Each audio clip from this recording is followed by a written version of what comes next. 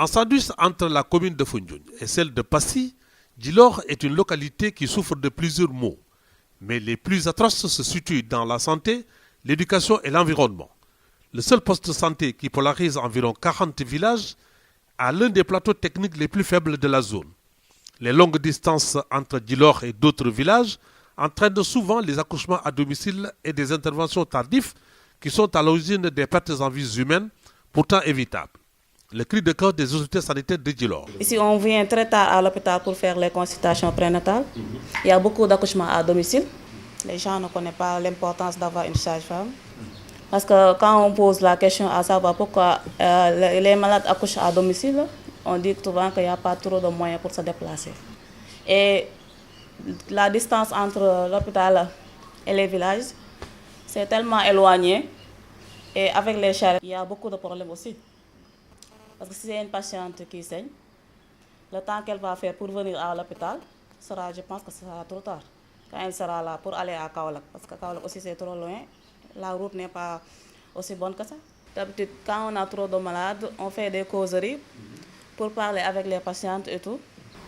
Présentement ici, on a le palu, les IRA, surtout chez les enfants de moins de 5 ans, sont les maladies les plus fréquentes ce moment-là.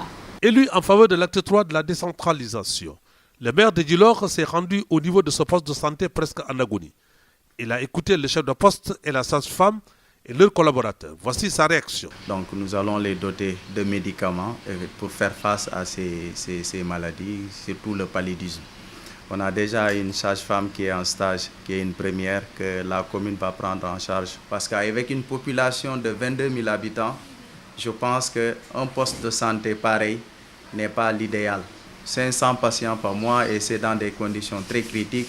Déjà, elle n'est pas dotée de moyens encore pour faire la sensibilisation qu'elle aurait bien aimé faire auprès de la population.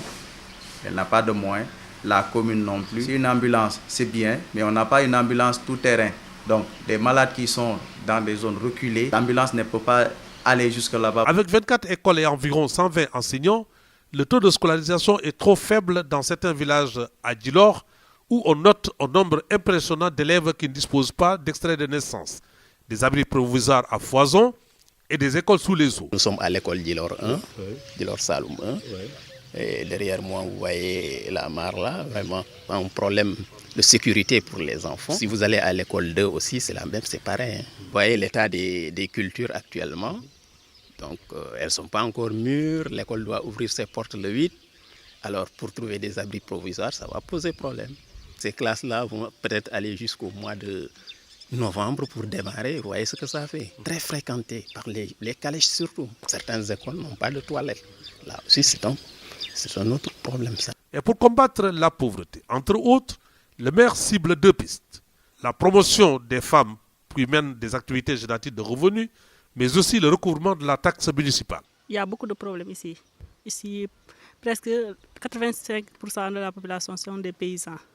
C'est pourquoi ils n'ont qu'à payer leurs impôts juste après la récolte. Le nombre de groupements féminins actuellement est de 57 groupements pour un nombre total de 1905 membres. Il y a le maraîchage, il y a le petit commerce, il y a l'embauche, la transformation des produits halieutiques et céréaliers, la conservation des fruits et légumes, la riziculture, la teinture. La visite a pris fin dans une pépinière pour la réhabilitation de la forêt de Djilor fortement dégradée. Il y a certains arbres qui sont en voie de disparition. On fait la pépinière, on le donne aux populations, après ils font le reboisement. Et je pense qu'avec ce projet du CADEL, on va déjà régler le problème de la dégradation des sols, on va régler le problème de l'avancement de la langue salée. Et avec le barrage, le digue anti-sel, à l'issue de cette construction, nous aurons, la population va bénéficier de 87 hectares cultivables. Nous avons un budget consolidé d'investissement qu'on avait regroupé de 2009, 2010, 2011, 2012. Ça s'élève à 108 millions. 108 millions, c'est 21 salles de classe. 21 salles de classe, en ce moment, nous sommes passés par Kër Farba. Les 2 salles de classe sont complètement terminées. Il reste les 3 salles de classe qui sont en cours de construction. À Kër Dabo, c'est la même chose. À Kër Yoro, et dans d'autres localités, pour vous dire que dans 2 ans, tout le problème des abris provisoires sera résolu. Le maire déclare la guerre aux abris provisoires, à la dégradation de l'environnement, souhaite l'élévation du plateau technique du poste de santé et la réalisation des pistes de production. Des projets sont en perspective pour les jeunes qui joueront les semaines à venir, l'édition 2014 de la Coupe du Maire.